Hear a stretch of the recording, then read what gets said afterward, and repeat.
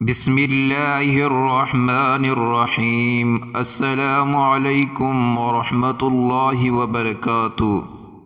موت آنے والی ہے، کسی بھی وقت آ سکتی ہے، ابھی سے تیاری کر۔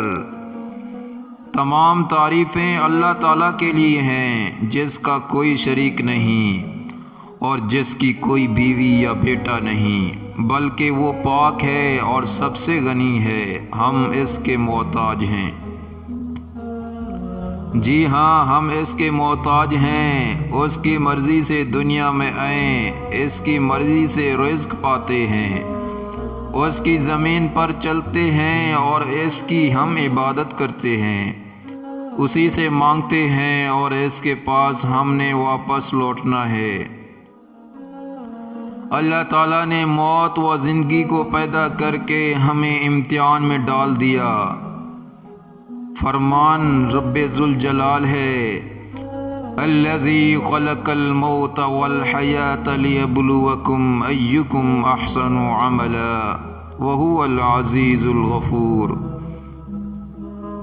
جس نے موت اور حیات کو اس لیے پیدا کیا کہ تمہیں آزمائیں کہ تم میں سے اچھے کام کون کرتا ہے، اور وہ غالب اور بخشنے والا ہے۔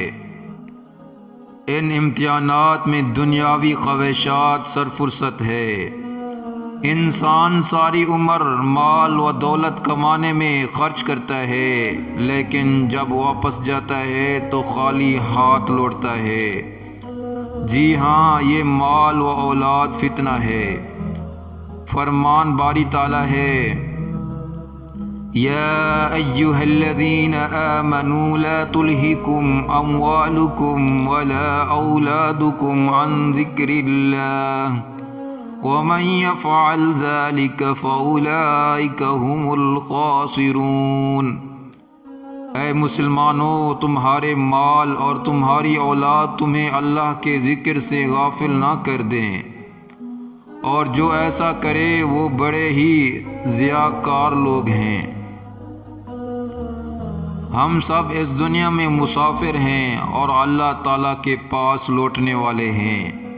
غریب و امیر دنیا میں مختلف طریقے سے زندگی گزارتے ہیں، لیکن موت کے بعد کفن و دفن اور قبر امیر و غریب کا فرق مٹا دیتی ہے۔ ہم سب نے ایک دن مرنا ہے اور اللہ تعالیٰ کے سامنے پیش ہونا ہے۔ اللہ تعالیٰ کا فرمان ہے، کل نفس ذائقۃ الموت وانما توفون اجورکم یوم القیامہ فمن زحزح عن النار وادخل الجنۃ فقد فاز وما الحیاۃ الدنیا الا متاع الغرور۔ ہر جان موت کا مزہ چکھنے والی ہے، اور قیامت کے دن تم اپنے بدلے پورے دیے جاؤ گے۔ بس جو شخص آگ سے ہٹا دیا جائے اور جنت میں داخل کر دیا جائے، بے شک وہ کامیاب ہو گیا، اور دنیا کی زندگی تو صرف دھوکے کی جنس ہے۔ جی ہاں، کامیاب کا معیار اللہ تعالیٰ نے بتا دیا ہے۔ کامیاب وہ ہے جس نے اللہ تعالیٰ کی خالص عبادت کی، طاغوت کا انکار کیا اور اس کے بنائے ہوئے حدود کو پامال نہیں کیا، پھر آگ سے بچایا گیا اور جنت میں داخل کیا گیا۔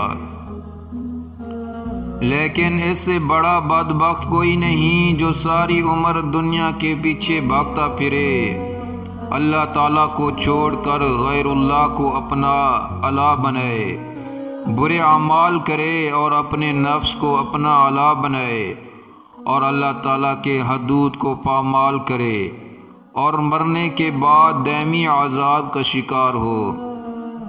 لہٰذا میرے عزیز بھائیوں، موت آنے والی ہے، کسی بھی وقت آ سکتی ہے، ابھی سے تیاری کر۔ اگر تم اللہ کا باغی ہے اور اس کا نافرمان ہے تو اپنے اوپر ظلم کر رہا ہے۔ اللہ تعالیٰ غنی ہے، توبہ کر، اللہ تعالیٰ تیرے سارے گناہ معاف کرنے پر قادر ہے، اور کوئی اس سے پوچھنے والا نہیں۔ دنیا کو اپنا نصب العین مت بنا، کیا تیرے سامنے امیر و غریب قبر میں نہیں اتارے گئے؟ یہ دنیا چند دن کی زندگی ہے، اس کی پریشانی بھی ختم ہونے والی ہے اور اس کی خوشی بھی، لیکن آخرت کی زندگی ہمیشہ کے لیے ہے۔ اس کی پریشانی بھی دائمی ہے اور خوشی بھی۔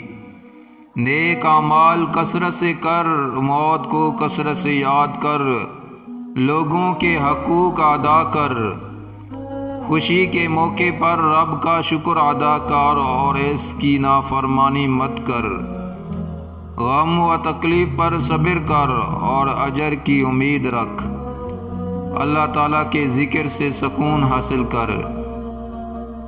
یا اللہ ہمارے حشر قیامت والے دن موحدین کے ساتھ کر، ہمیں انبیاء علیہ السلام، شہداء اور صالحین کی جماعت میں اٹھا اور ہمیں دنیا اور آخرت کی فتنوں سے محفوظ رکھ۔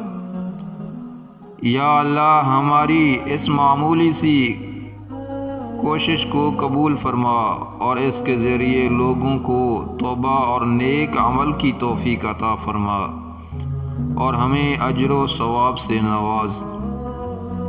میرے پیارے دوستو، ثواب کی نیت سے اس ویڈیو کو زیادہ سے زیادہ شیئر کریں اور اس چینل کو سبسکرائب کریں۔ جزاکم اللہ خیر۔